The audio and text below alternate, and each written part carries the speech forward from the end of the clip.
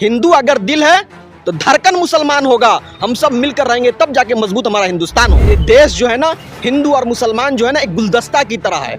यानी हर तरह के फूल से ये देश सजा हुआ है। कुर्सी है तुम्हारा, ये जनाजा तो नहीं है। कुछ कर नहीं सकते तो उतर क्यों नहीं जाते। नफरत बुरी है, न पालो इसे दिलों में जो खाली से निकालो इसे। न तेरा न मेरा न इसका न उसका, ये हम सबका वतन है। संभालो इसे, इस वतन को और इस देश के वतन के संविधान को ये भाजपाई लोग जो बदलना चाहते हैं, देश को कहीं ना कहीं देशवासियों को लड़ाना चाहते हैं, हम देशवासी उनको कामयाब बिल्कुल भी नहीं होने देंगे।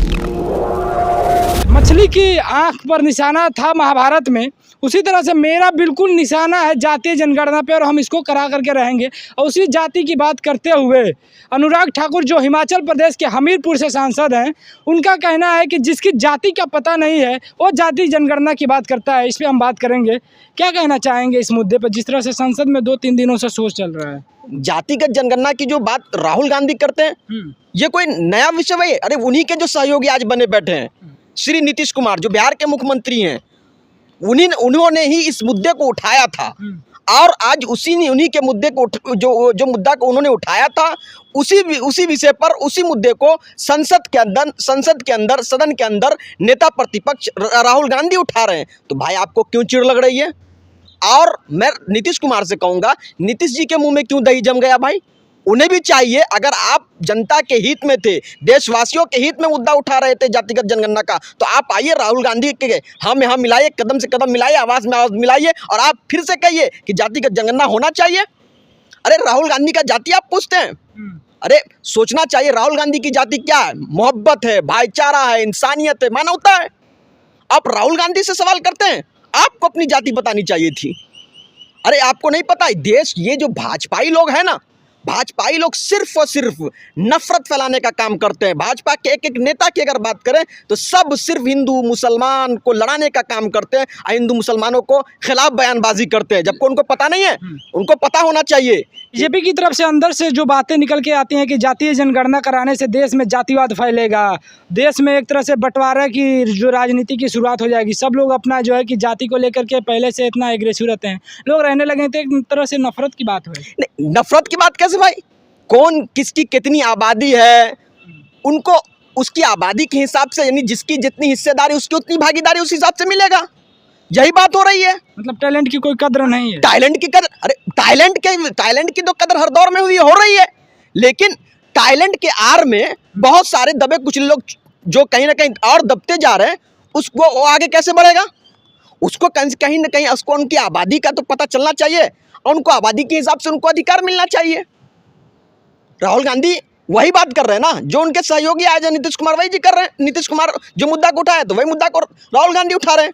अगर राहुल गांधी गलत है तो फिर नीतीश कुमार जो मुद्दा को उठाया, नीतीश कुमार से अपना रिश्ता नाता तोड़ दे। नीतीश कुमार लेकिन जातीय जनगणना करा भी दिए थे बिहार में। अरे भाई बिहार के अंदर करा दिए तो देश भर के अंदर होनी चाहिए ना। नीतीश कुमार देश भर में कराने की जातिगत जनगणना की बात कर रहे थे ना, देश भर में हो।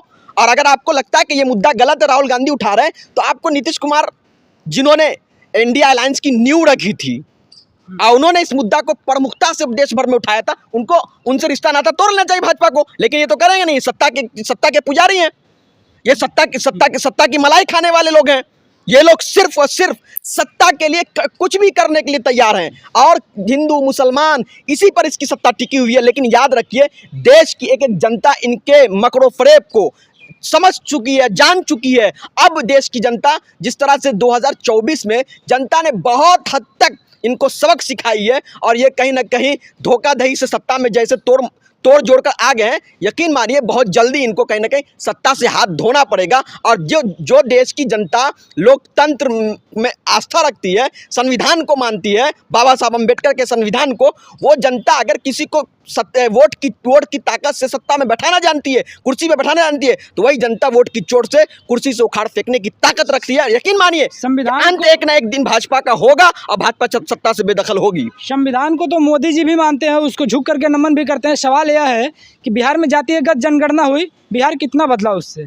बिहार में जातिगत जनगणना हुआ, लेकिन अभी तक पूर्ण रूप से बिहार में इस तरह का कोई लागू नहीं हुआ, उनको हिस्सेदारी नहीं मिल रही है। वजह क्या है कि ये लोग बोलते कुछ हैं, करते कुछ हैं। नीतीश जी का भी तो आप जानते हैं कि नीतीश जी कभी कहते थे मिट्टी में मिल जाएंगे, भाजपा में नहीं जाएंगे, लेकिन नीतीश जी आज वही भाजपा के गोद में जाके बैठ गए और वही के गोद में बैठकर बिहार की सरकार चला रहे हैं। लेकिन याद रखिए कि ना तो देश के अंदर एनडीए की सरकार रहने वाली है और ना बिहार के अंदर रहने वाली है।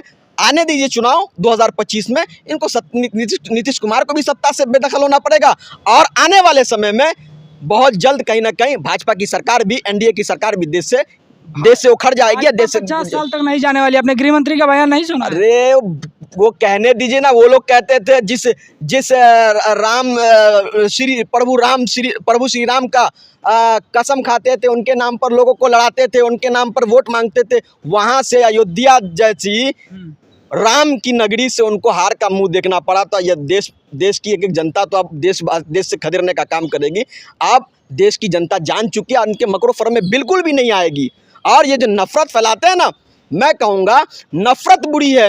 देशवासियों से कहूँगा नफरत बुरी है, न पालो इसे, दिलों में जो खालिश है निकालो इसे। न तेरा न मेरा न इसका न उसका, यह हम सबका वतन है, संभालो इसे।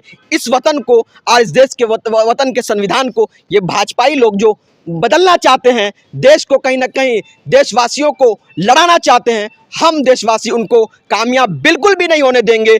और हम देशवासी पूरी एकजुटता से, एकता पर यकीन रखते हुए, अनेकता में जो एकता इस देश की खूबसूरती है, साझी विरासत है, हम उसको बचाए रखने के लिए जितना संघर्ष करना पड़ेगा, जितनी कुर्बानियां देनी पड़ेगी, हम देंगे। लेकिन देश और भारत देश के संविधान पर किसी प्रकार का आंच बिल्कुल भी नहीं आने देंगे। लास्ट क्वेश्चन है कि जाति जनगणना के नाम पे कांग्रेस सिर्फ और सिर्फ राजनीति करती है। अगर उसे वास्तव में हक देना रहता, इतने सालों से कांग्रेस की सत्ता चली आ रही थी, उसने हक क्यों नहीं दिया?